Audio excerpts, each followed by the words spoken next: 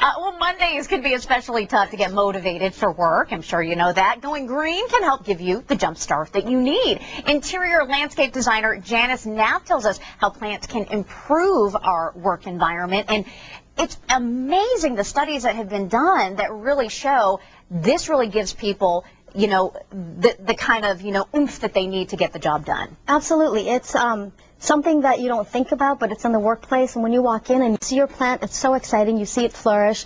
You see a new leaf open up. It's just really motivating. And for an employer to be able to take that time, that effort, invest that money, it really shows the employee that they care, that they're concerned about their well-being.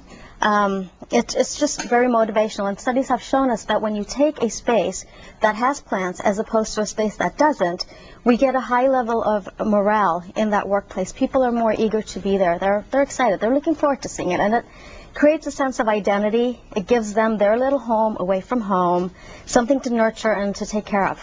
One thing that I think is so fascinating is your background is in architecture, right, and you used to work on the outside of buildings, and now you work inside because you say that the living, breathing plants really make a huge difference to the workplace. Oh, it's absolutely incredible. And not only do they look beautiful in a space, you can take any room and put a plant in it, and it's going to pop. It's going to look beautiful.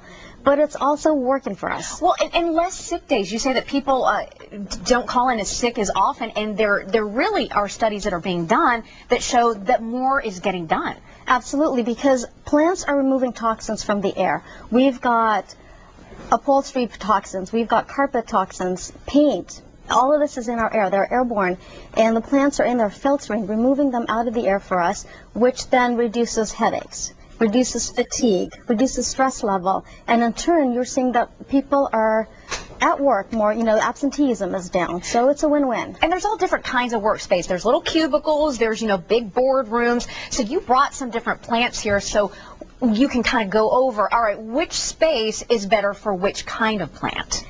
For cubicles, we have topsiders that can actually be mounted on top of cubicles, and we use pothos. These are jade pothos, fabulous plants. We can trim them to keep them from falling into your workspace.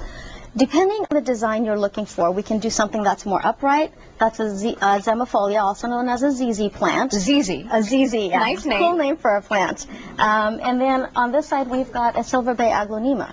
So if you want something trailing over, we can provide that with the pothos. If you want something more vertical and out of the way, we then have other options. And I think some people might say, well, you know what, I work in a smaller space, and I can't be, like going through the brush right, to my cubicle mate going, hey, do you approve that report or not? So what are some ways that you can design it so it's not going to be a distraction? Well, containers play a big part in how we design a space. So we take into consideration the traffic flow and the type of plant. If we're looking for something that's out of the way, we'll go with the slimmer plant as opposed to something full and bushy and very tropical and lush. So where is this plant right here best to go? That is great for a reception desk, a lobby. We use them in hotel spaces, building lobbies, receptionists. It's an orchid bowl with succulents at the bottom, and seems to be the new design trend right now. We've moved away from the very lush underplantings of an orchid and gone to more simple succulents. This is something that's super important because this helps you determine the amount of light that's in the area and which plant would thrive in the best area. Absolutely. This is a light meter, and it helps you determine how many foot candles of light are in the space. For people that are out there purchasing their own plants, it's really important to know how much light you have.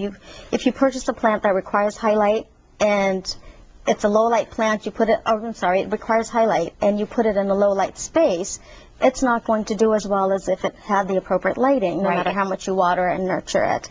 So, yeah, these are available at local hardware stores. We also have a great website where you can go on and determine the type of plant best suited for the type of lighting in your space. Well, we are out of time. Thank you so much for coming on today. Some beautiful plants that can fit in a wide variety of different areas around the office and showing that productivity goes up. Bosses, are you listening?